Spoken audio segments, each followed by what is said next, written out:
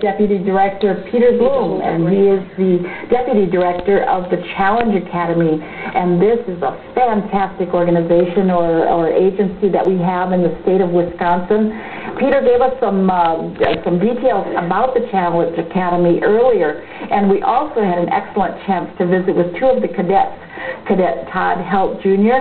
and also Cadet Antonio Cox. And so I'll be mentioning their names again. I hope you got to see the program, but we'll also have the website address, and any information that you would like to get from the program will be available through the website. But that brings up another point, Peter. When we talk about these young men, like Antonio was saying that his mother gave him a brochure, and I guess I didn't get a chance to ask Todd how he found out about the program. How does a youth find out about the Challenge Academy? Anyone that would, typically most school counselors will have information. We're in contact with all, the county social service agencies should have information on us. But the most direct way typically is to either call us, or our website is really the best source, which is challengeacademy.org. So if you go there, we have all the information really that you need to look into applying, and really just to get a better feel of the program, to see if maybe someone that that's interested meets the basic criteria to come in. And what we serve are primarily 16 to 18-year-olds, and they have to have some other basic criteria. We are not just a behavioral program for any child. We specialize in children that have either dropped out of school or are habitual truants who just, they may attend, but they're not really engaged in the educational process, and they have very few credits. So those are the kids that we're after, the kids that we see in every community throughout Wisconsin, in the smallest of communities and then the largest, that you see them in places that they shouldn't be at 9 a.m. or at 2 p.m. on weekdays when they should be in school. Those are the kids that we really want to come to our academy as long as they wish to change their lives. So say, for example, a grandparent or a relative, another relative, or even a parent, as it was in Antonio's case, are seeing that they want the best for their relative or their child, and they can just direct them to the school counselor or find out the information? Yes, that's one start. I would say the website at challengeacademy.org is another, for the direct information to really see. And the other thing that that I think is helpful, because I've seen a lot of kids where parents try and push this upon the kids, and that usually doesn't work. Just like any of us, human nature is to resist when something is being pushed upon us, and maybe like with Antonio, his mom probably just gave him the brochure and asked him to check it out, because it has to be his decision to want to change his life. And that's something that I've seen that really works well with some of the parents, is when they just maybe let the kid know about a resource and let them look into it, because ultimately Antonio, Todd, these kids have to volunteer and come to Fort McCoy, come to the Challenge Academy, and then stay for the 5 months. And as you can imagine, it's tough for me when I go away from home for a week on a business trip, but let alone these kids leaving for 5 months. So you really have to be committed to that change process, committed to your future to do this.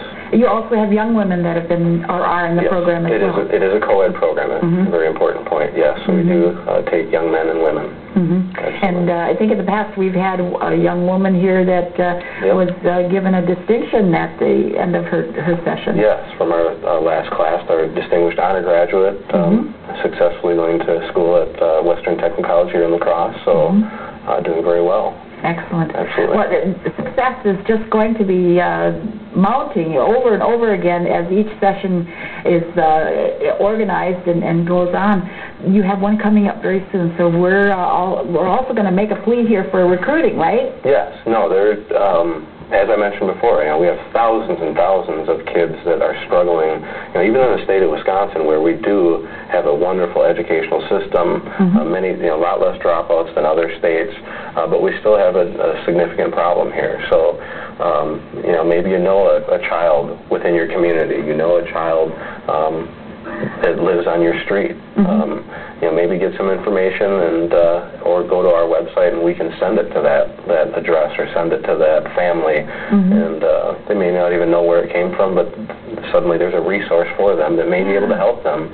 And then one of the neat things that I've seen also is that when you change one life in a family, you can really change the dynamics of that entire family, especially like with these young men and women, especially if they're older siblings. You know, if they're a older child and they have younger brothers and sisters, we see changes in those younger kids because they see their brother, their sister that they respect doing something positive as opposed to before. Because they typically will follow the footsteps of their older brothers and sisters. So it really can change the dynamics within the family. You're so right. You're so very right about that because now did you ever, you will be a role model.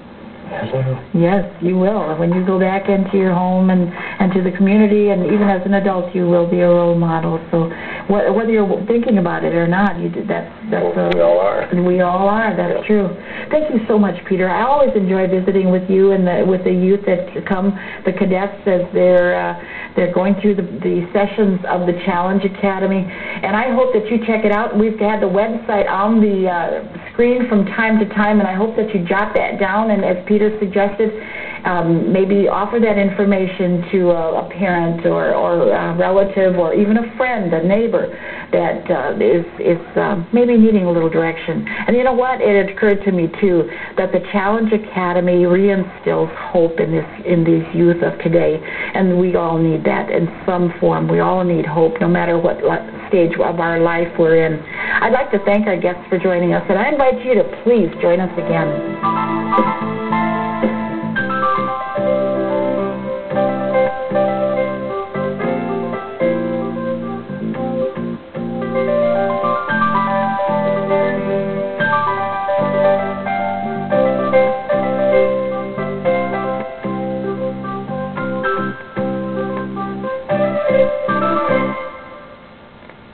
This tax season, don't fight the crowd.